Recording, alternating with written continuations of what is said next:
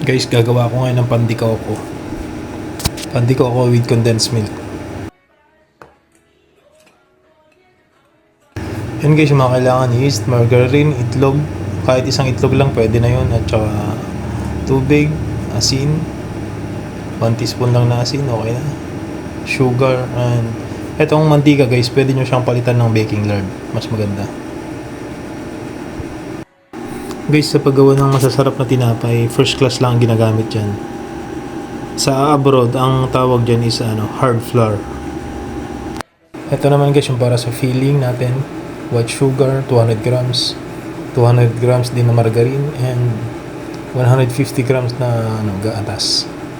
Milk powder, and half kg na coconut. Fresh coconut yung pinagiling ko lang. Ayan guys, same pa rin yung procedure ng yung nauna ko mga upload. Pare-pares lang din. Ang technique naman guys sa pagkat ng dayan, pahabain nyo lang, i-roll nyo, and then cut nyo siya. Tansyahin nyo na lang yung pagkat. Pero ang normal na cutting yan is 50 grams kung titimbangin nyo. Ganito guys yung paglagay ng filling sa dough, ha. Tignan nyo mabuti guys. Hindi yung basta lagay lang, tignan nyo mabuti yan.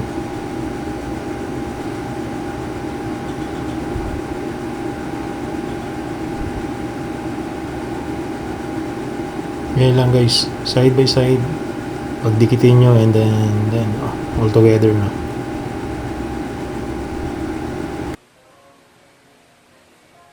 Ito naman guys, pag nalagay nyo na siya sa plate, i-flatten nyo siya ng konti. Huwag yung press masyado, ha. Yung sakto lang guys. Tapos tusukin nyo siya ng tinidor.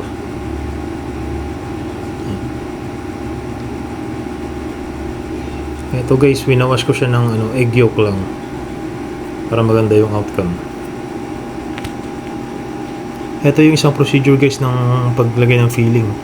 Kung mahirapan kayo sa kamay nyo, dito i-flat nyo siya sa table, o kaya sa plate, kung saan kayo komportable. And then gamitan nyo siya ng kutsara. Same procedure pa rin, ganun pa rin. Side by side, and then all together, and then twist. Ayan, na-twist na siya guys.